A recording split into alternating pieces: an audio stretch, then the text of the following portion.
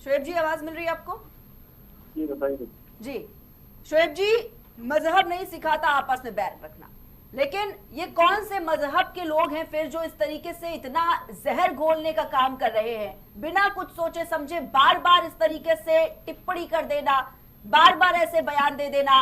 और ये इसलिए मुद्दा नहीं है क्योंकि ये किसी मुस्लिम संगठन की तरफ से, क्योंकि तमाम इसमें संगठनों की भी बात देखिए अब जोड़कर कही जा रही है, फंडिंग की बातें सामने निकल कर आ रही हैं।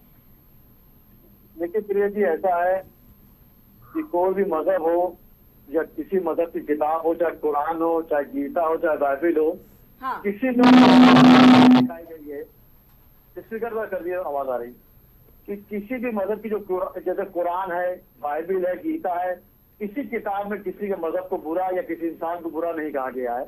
यहाँ हम लोग सस्ती शोहरत पाने की तरह बात करते हैं। मौलाना ने जो बात करी है, जाहिर की बात है, छोटा भाई मेरा बेटा शमशेद ने अच्छी बात कही है कि सख्त कार्रवाई करनी चाहिए।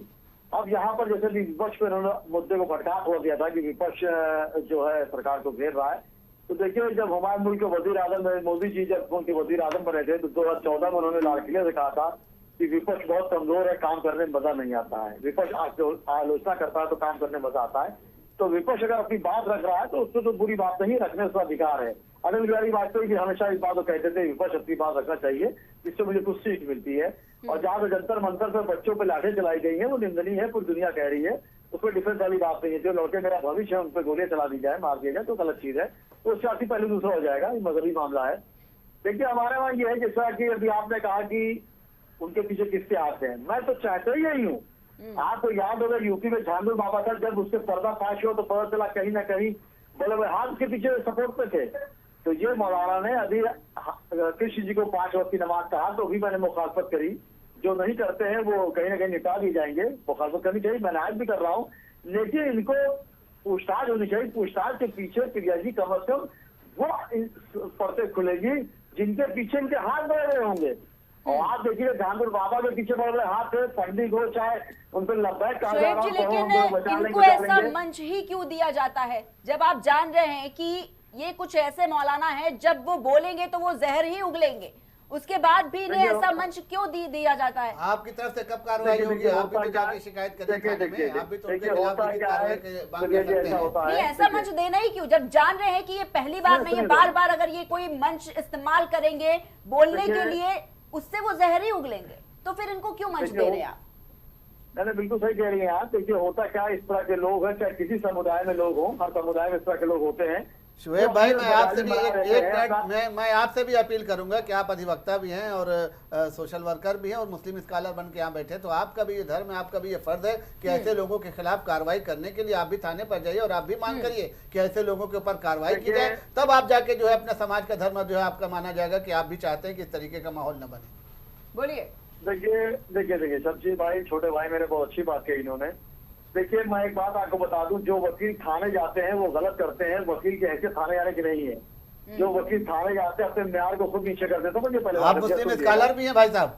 मैं मुस्लिम स्कॉलर ही हूँ भी नहीं हूँ, सुन तो लिए बात, बीच में जवाब दिए। देखिए जो वकील थाने जाते हैं वो अपनी हैसियत कब करते हैं। मेरे खालू महमूद साहब थे, वो चंदौली के जिला जी बने, उन्होंने मुझे हाईकोर्ट बुला के एक बात कही, लखनऊ हाईकोर्ट में, कहने के शुरू 2 काम करना, कभी कोर्ट में बगैर ड्रेस में आना और कभी थाने में जाना। तुम्हें तो जो चाहिए होगी वो तुम यहाँ मंगा लेना, तुम्हारे को पावर है। जो वकील थाने जाते हैं खुद अपनी हैसियत कब करते हैं, कहते कुर्सी नहीं मिल रही है, तुम क्या चीज है समझी नहीं पा रहे अपने आपको क्या चीज है। बहरहाल वो आप आवाज कैसे उठाएंगे फिर? आप खुद मुस्लिम स्कॉलर हैं, आप कैसे आपने कहा, बड़ा प्रश्न किया इन्होंने कि वकील को, तो एक मिनट सुन लीजिए महोदय, उसकी बात का जवाब देना जरूरी था, नाराज हो जाता हूँ, छोटा भाई मेरा है, उसकी बात का जवाब भारत जी आऊंगी, बस इनको अपना जवाब पूरा कर लेने दीजिए। आपने कहा कि देखिए मैं ये कह रहा हूँ थाने नहीं जा सकते, वकीलों के चक्कर लगाना ठीक नहीं है, तो फिर आप कैसे संदेश देंगे? सुन जरूरी है, अभिमन्यु की तरह मुझे ना बीच में घेर दिए, बात कहने दीजिए। लेकिन होता क्या, मैं ये कह रहा हूँ कि मैं आपको चैनल कह रहा हूँ, मैं इसकी मुखालफत कर रहा हूँ, मैं बार बार बात कह रहा हूँ कि आलिमों को आना चाहिए। शमशी साहब ने 2 आलिम के नाम लिए, चूंकि शमशी साहब भी शिया तो 2 आलिम के नाम शिया में बता दिए।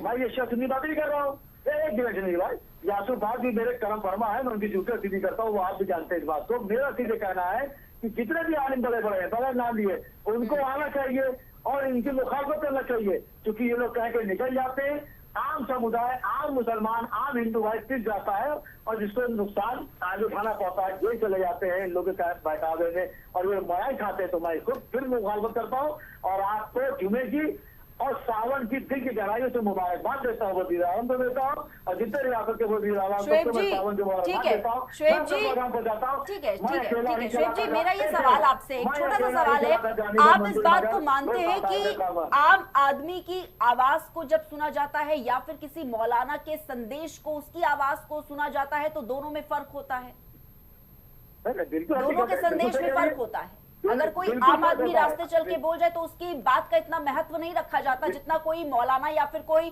धर्मगुरु इस बात को रखता है। She is right Priya ji, आप बिल्कुल सही कह रही हैं। शोएब सिद्दीकी आपके नेशनल चैनल में बोल रहा है तो उसका पैगाम पूरी कौम पे जा रहा है।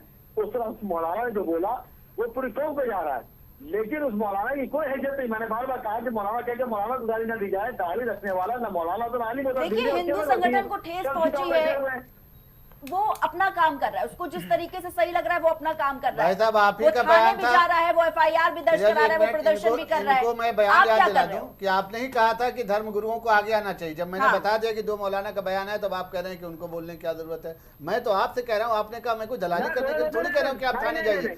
आपके साथ कुछ अगर अनैतिक काम हो जाता है तो आप थाने जाएंगे कि नहीं जाएंगे? आप भी उसी संविधान को मानते हैं ना? देखिए आप बात सुना ले रहे हैं। मैं किसी की जमानत कराने के लिए थोड़ी आपसे कह रहा हूँ कि आप यही जमानत कराइए, पैसा आपको मिलेगा।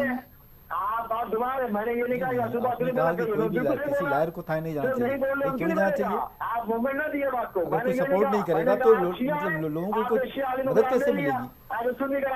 यहाँ धर्म की बात नहीं है। आप बताए ना, सुन्नी शिया की यहाँ कोई बात ही नहीं है। शुएब जी आऊंगी आपके पास। आप नाम बता दीजिए भाई, हमने नहीं ठीक बताया। है, ठीक है शुएब जी, शमशी जी, ठीक है, आऊंगी आपके पास। पारस जी अपनी बात रख रहे हैं, पारस जी बोलिए। ठीक है, जो गलत करेगा उसको सख्ती से कार्रवाई की जाए। कोई गलत ठीक है शुएब जी, आऊंगी आपके पास। ठीक है, ठीक है, बच्चा नहीं जाएगा, चाहे कोई समुदाय का हो। ठीक है पारस जी। जी महोदय, आप ठीक है, 2 मिनट शुएब जी, शांत ठीक होकर है, सुनिए। ठीक है।